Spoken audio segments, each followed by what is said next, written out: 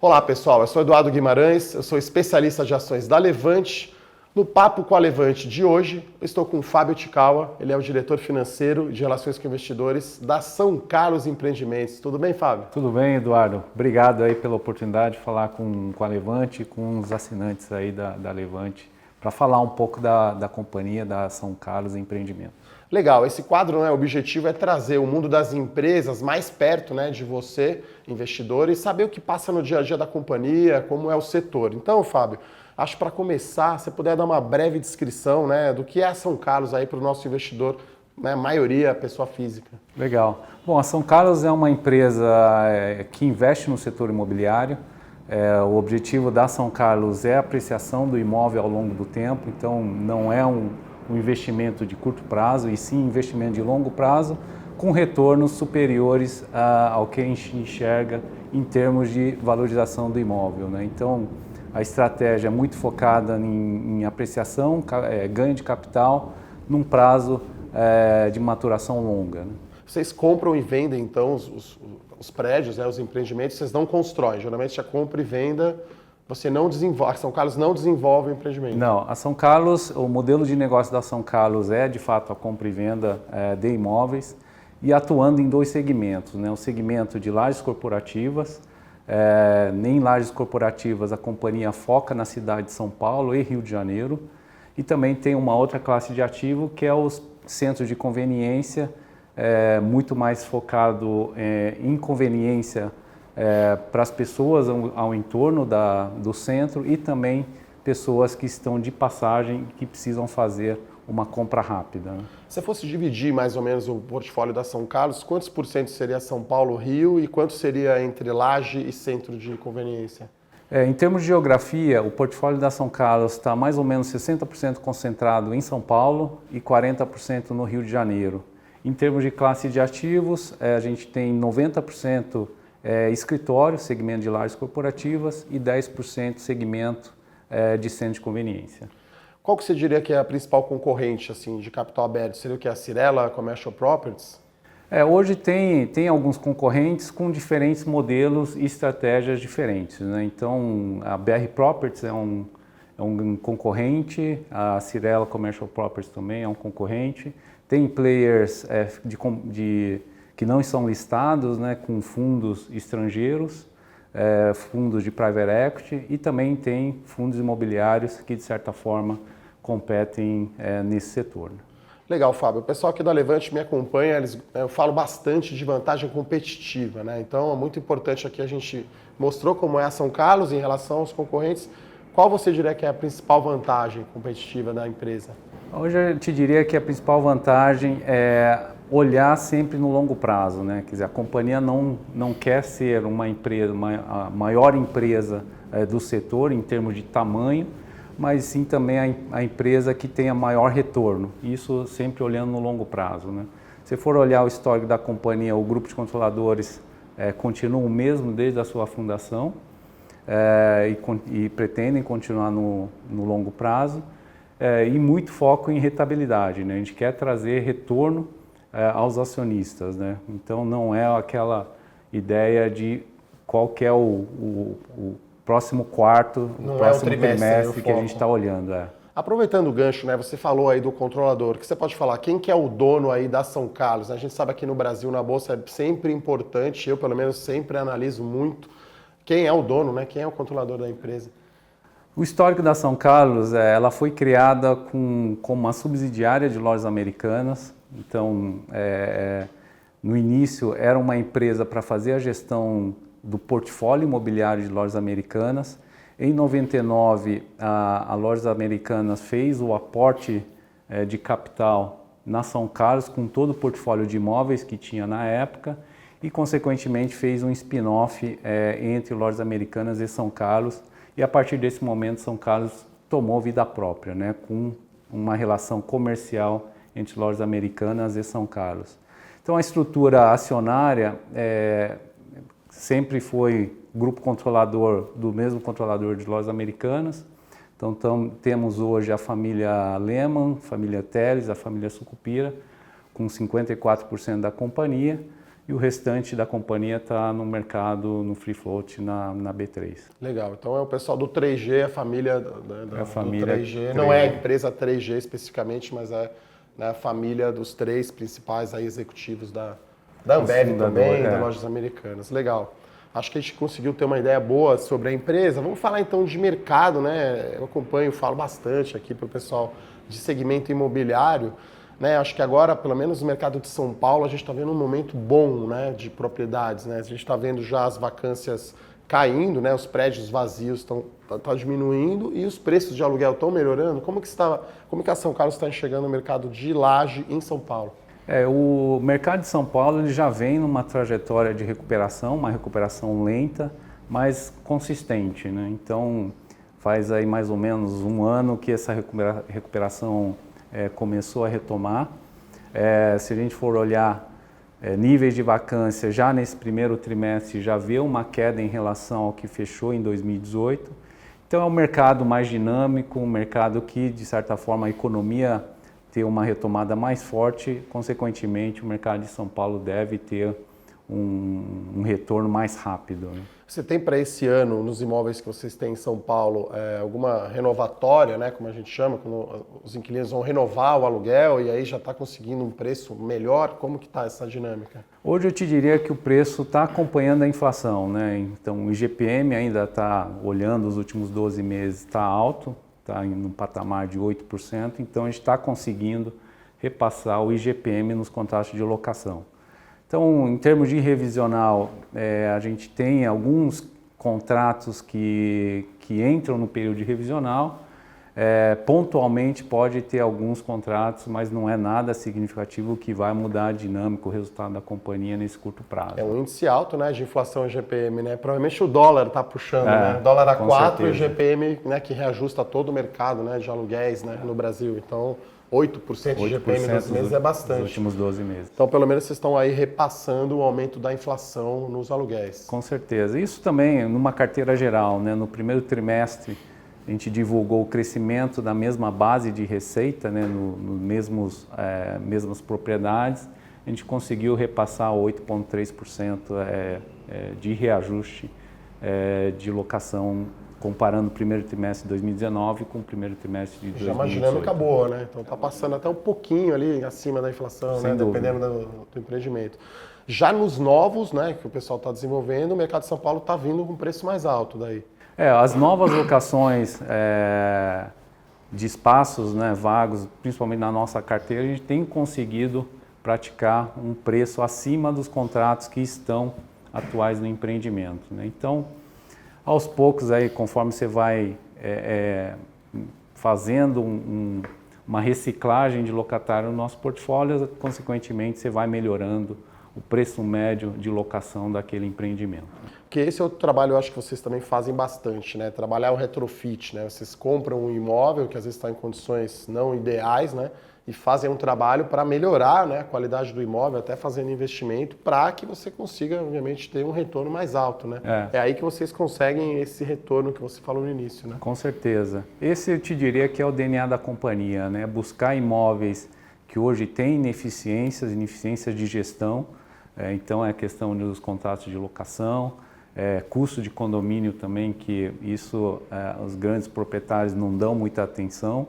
E também investimentos para melhoria do empreendimento, né? Seja de fachada, seja de elevador, seja de ar-condicionado, para melhorar o empreendimento, reposicionar, né, o ativo no mercado e, consequentemente, isso dá a apreciação, a valorização do portfólio ao longo do tempo. Né? Legal, Fábio. Se você puder falar um pouco qual que é a estratégia da companhia nessa, vamos chamar assim, entre aspas, nova unidade de negócios, né? O centro de conveniência, seria o strip mall, né? Seria aquela área de comércio em algumas regiões, acho que principalmente talvez perto de grandes condomínios, né? Se você puder falar um pouco como que é a estratégia da companhia para essa estratégia? Não, sem dúvida. Esse é um modelo de negócio que a gente estudou muito o mercado americano e viu uma oportunidade de desenvolver esse negócio aqui no Brasil. A gente, enfim, hoje é o maior player aqui do mercado, a gente tem mais ou menos quase 80 mil metros quadrados de área desse segmento. É um segmento que a gente vem investindo muito, estamos muito satisfeitos com os resultados que a gente vem obtendo com esse negócio. E a estratégia em relação ao centro de conveniência hoje é montar um portfólio que seja tão grande quanto o portfólio de escritório, que eventualmente isso vai ter escala e no momento oportuno fazer uma segregação do negócio de escritório, né? Então, inclusive a parte essa apartar, ideia da companhia. Isso, é apartar esses dois business que hoje a gente não enxerga que tem muita sinergia. E aí, nesse caso, vocês estão desenvolvendo esses centros comerciais, quer dizer, está fazendo do zero, né? É novo, vocês estão comprando algum já existente, como que é? Tem um mix, a gente, na grande maioria do nosso portfólio, a gente desenvolveu do zero, então desde a compra do terreno, aprovar o projeto, construir, operar e locar. E tem também surgido oportunidade de compra pontuais de centros já performados, né? Então, até recentemente, no primeiro trimestre, a gente concluiu a aquisição de um centro muito bem localizado aqui na cidade de São Paulo, que é no empreendimento Jardim das Perdizes. Foi um centro já praticamente 100% locado. Aproveitando, né, esse Jardim das Perdizes é um grande projeto da Tecnisa, que é outra empresa aí de capital aberto, né? Como que é o projeto, como que está lá, qual que é a área, o tamanho desse centro de conveniência? Imagina que seja dentro do bairro planejado, vamos dizer assim. É parte do complexo, né? Então ele fica no térreo de duas torres de escritório, sendo uma torre corporativa e outra torre já com foco de salas comerciais.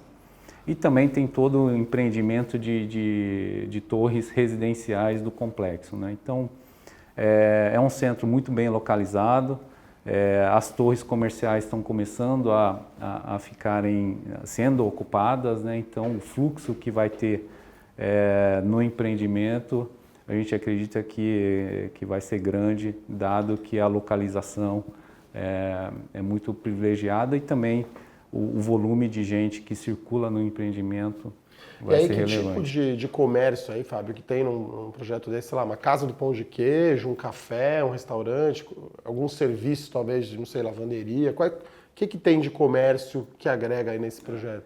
É uma pergunta interessante, que hoje o mix, né, de locatário, quer dizer, o centro de conveniência, a estratégia é ser de fato conveniência mesmo, né? Então é muito supermercado como âncora, fast food, pet shop e farmácia. Então isso na nossa conta aí responde mais ou menos por 60%, 70% né? Da área do empreendimento. Depois ter serviço como complemento, né? Então cabeleireiro, lavanderia, né? Eventualmente um café, que são locatários, né, que hoje não concorrem com a internet, né? Então, é ser um negócio resiliente à internet e também resiliente a eventuais problemas econômicos, né? Então, situação ruim de economia, ninguém vai deixar de ir supermercado na farmácia. Aproveitando, né, falando um pouco de economia, a gente aqui acredita muito na virada do ciclo econômico, né? A gente está falando lá atrás, a economia brasileira caindo 7%, né, em 2 anos, 2015 e 2016. Daí você pega 17, 18, 19 e 20, vai crescer 6%, né, otimista, vamos ser otimistas aqui. Esse ano vai crescer 1,5%, talvez, vamos ver. Qual que é a visão da companhia? Vocês estão vendo essa virada de ciclo? Isso já está sendo refletido no mercado de propriedades? Qual que é a visão da companhia sobre essa questão de economia mesmo, como um todo? Hoje a gente acredita que é um momento oportuno para investimentos, né? Então a companhia, como parte, né, do negócio da companhia é vender imóveis, a gente vendeu imóveis no passado para reforçar o nosso balanço, para ter dinheiro em caixa, para aproveitar essa oportunidade. Por isso que, só te interrompendo, perdão, por isso vocês venderam então um dos terrenos lá no Tietê, é isso? Isso. Para reforçar a caixa. Reforçar a caixa, e também a gente viu que naquele empreendimento não caberia fazer torres, né, de escritório, que é o nosso negócio, né? Então a gente aproveitou, vendemos 2 terrenos no empreendimento, trouxe caixa para a companhia. Para ir às compras agora, para ir investir tanto no negócio de centro de conveniência quanto de escritório, né? Então vocês estão, vamos dizer, estão também, não vou dizer tão otimista, mas com a economia. Você acredita que estamos numa virada de ciclo Eu realmente? acho que esse é o ponto, né? A economia ainda não andou, mas acho que é a virada de ciclo que é o que a gente costuma operar, né? Então, entrar no momento certo e sair no momento certo. Precisa combinar com a reforma da Previdência Com antes, né? certeza. Se não tiver reforma, fica complicado, né? Então, acho que a gente falou aqui do mercado, vamos falar um pouquinho, então, fundo imobiliário versus São Carlos, né? Quer dizer, são ativos até parecidos, tem alguns fundos, por exemplo, Terra, alguns fundos imobiliários que é a laje, né? Quer dizer, é o mesmo ativo, mas é diferente. Na sua visão, qual seria a vantagem e desvantagem aí da São Carlos de um fundo imobiliário, né? Principalmente os nossos investidores aí, enfim, muito interesse em fundo imobiliário, né? Então, qual a sua visão sobre esse ponto? Não, acho que é uma pergunta bem interessante. A São Carlos hoje, ela busca imóveis muito bem localizados, mas ineficiente. Então, ineficiente como eu já comentei, de gestão, né, de investimentos. Que coisa que fundo imobiliário hoje não é o foco. O fundo imobiliário está muito mais focado na renda.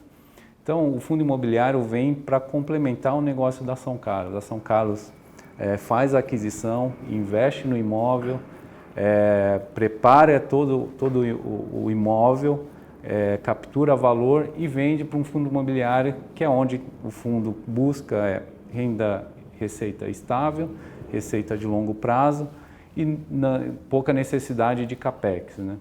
Então a São Carlos te diria que é muito mais focada no ganho de capital, na apreciação do imóvel ao longo do tempo, e o fundo imobiliário mais na renda para distribuir para os cotistas. Até aproveitando, né, a gente entrar já em dividendos, né? Assim, existe uma política formal de dividendos da São Carlos. Se você puder falar o histórico, né, de pagamentos, que assim, dividendos também é um produto bem importante aqui na Levante. Acho que cada vez mais as pessoas estão pensando nessa renda passiva, né? Então, como que está dividendos na São Carlos? Hoje a política de dividendos da companhia é pagar o mínimo obrigatório, né, 25% do lucro líquido, que é onde a companhia acha que consegue ter investimentos com retornos maiores, reter esse caixa para entregar investimentos com retornos maiores, né?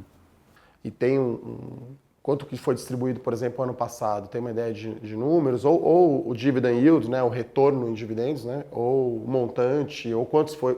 Foi só o mínimo mesmo do lucro? Não foi uma coisa tão... No ano 2018, né, que a gente acabou de pagar agora, hoje, por um acaso, foi um dividendo de mais ou menos 4 milhões, porque o resultado da companhia ele é muito volátil em termos de compra e venda de imóveis, né? Então, quando ocorre uma venda de imóveis, aí é onde você tem todo o ganho de capital daquele projeto e aí impacta o resultado da companhia. Essa venda de 2 terrenos que você comentou, então tem um bom ganho, então. Isso aconteceu em maio e expectativa aí para 2019 é ter vai um impactar resultado. no resultado do segundo trimestre. Vai então, impactar né? o resultado do segundo trimestre. Bom, você está falando, a gente falou bastante aqui de rentabilidade, né? Você pega o imóvel, a empresa, né? Tenta melhorar. O que são métricas de rentabilidade? É taxa interna de retorno? Como que a companhia avalia, então, se esse projeto é bom ou não e como que vocês têm entregue, né? Qual o desempenho aí dos imóveis, né? Ou da empresa como um todo, né? Eu diria que a principal métrica que a companhia olha como um todo é o NAV, né? Então, o que é o NAV? É o valor dos ativos avaliado por uma empresa independente, uma consultoria. O valor de mercado, né? Valor Avaliado de mercado por um terceiro. E com base nesse valor, a gente tira a dívida líquida da companhia, né? Então, essa é a principal métrica que a companhia olha, isso por ação. E a gente vê que ao longo dos anos, sempre a companhia teve crescimento no valor de NAV por ação, né? Quanto que dá mais ou menos uma média anual de crescimento desse NAV por ação? Tem uma média? Eu diria que nos últimos 10 anos, o crescimento composto, né, foi de 12% ao ano, incluindo os proventos que foram distribuídos nesse período, né? Então, a gente tem uma métrica que as empresas de properties, principalmente de Londres, né, empresas inglesas, que tem essa métrica que chama de Total Accounting Return, né, que é o NAV por ação, mais os dividendos distribuídos ao longo do tempo. Então, esse NAV é uma avaliação feita por terceiro, né? Avaliação de mercado. Isso. E aí a ação, obviamente, negocia, né, com desconto, né, em relação a esse NAV. E aí o retorno, né, a métrica de retorno é quanto cresce essa propriedade. Né? Quanto mais ela está valendo, você está tendo mais retorno. Mas isso nem sempre reflete no preço da ação. Né? Hoje estaria mais ou menos quanto? Hoje, eu te diria que tem uma grande oportunidade de investimento na São Carlos, que o desconto, né, em relação ao preço de bolsa versus o NAV tem um desconto de mais de 40%. Né? Eu fiz a minha continha aqui, as minhas anotações estão negociando a 56,5, né? Então, o mercado está falando que a propriedade vale 100 e a ação da São Carlos está sendo negociada a 56,5. Quer dizer, quais são os motivos para esse desconto? Quer dizer, o mercado que não conhece também a empresa, a liquidez que é muito pequena, qual que você diria que é o motivo desse desconto? Tem uma questão de liquidez, de fato. Hoje a gente tem uma concentração muito grande em poucos acionistas, né? Na verdade são acionistas que estão olhando muito longo prazo. E tem também uma percepção de mercado que o setor, né, de propriedades ainda não está desempenhando em relação a algumas... Porque com a Selic baixa, né, Fábio, e até os juros futuros em queda, né, esses últimos dias aí caiu mais 0,5, né, o juro caiu bastante, quer dizer, cai juro deveria valer mais a propriedade, não? Com certeza. Essa é a lógica, não é?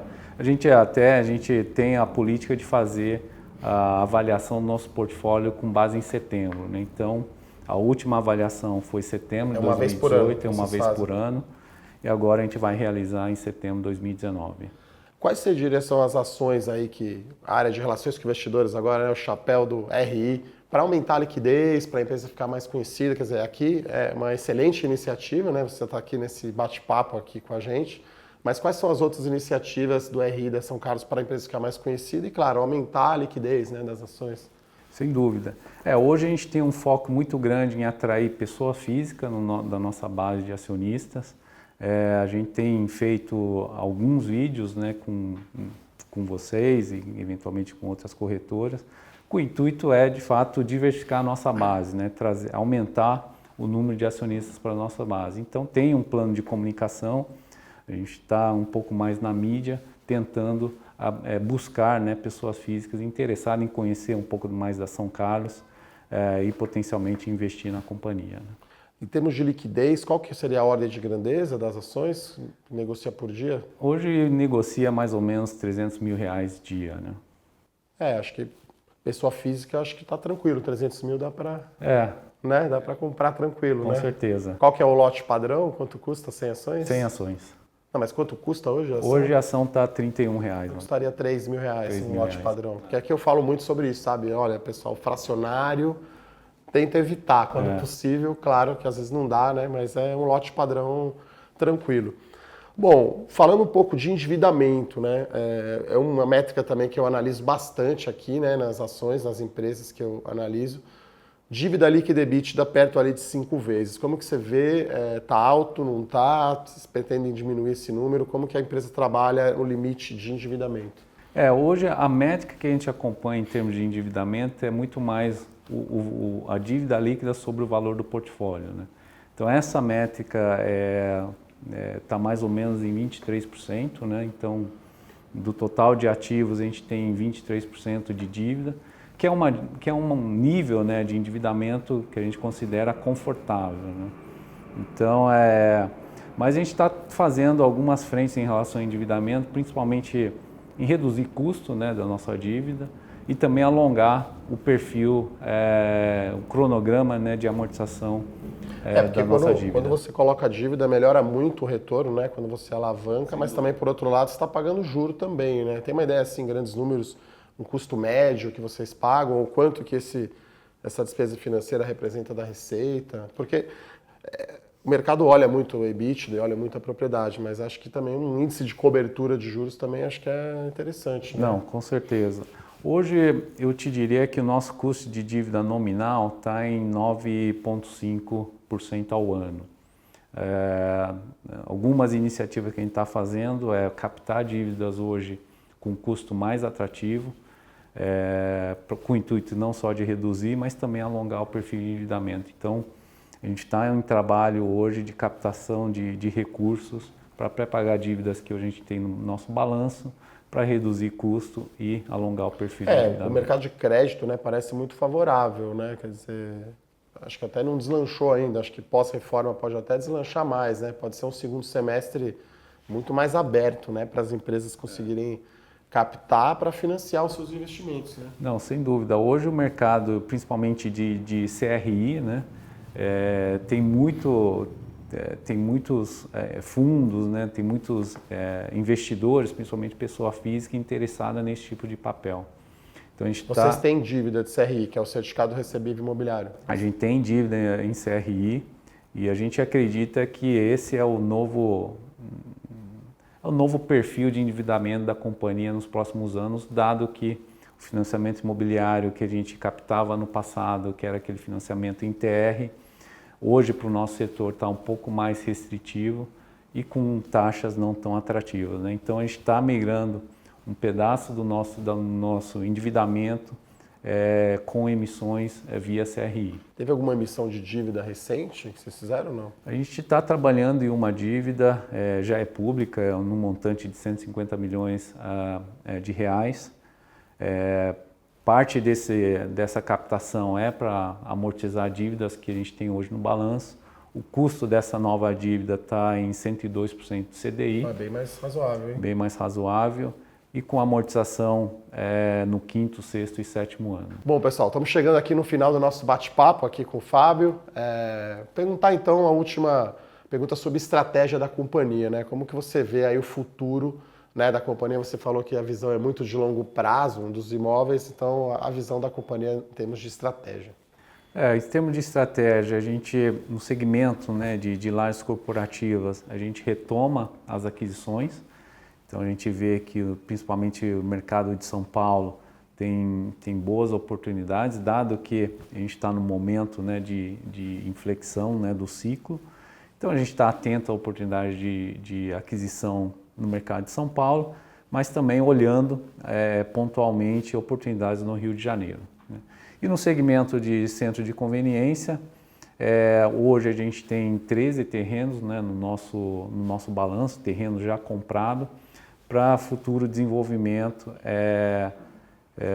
de centro de conveniência, né? Então a gente vê a oportunidade de crescimento e desenvolvimento desses terrenos e também olhando oportunidades de comprar centros performados, que é uma forma de acelerar o crescimento do nosso segmento de varejo de conveniência, né?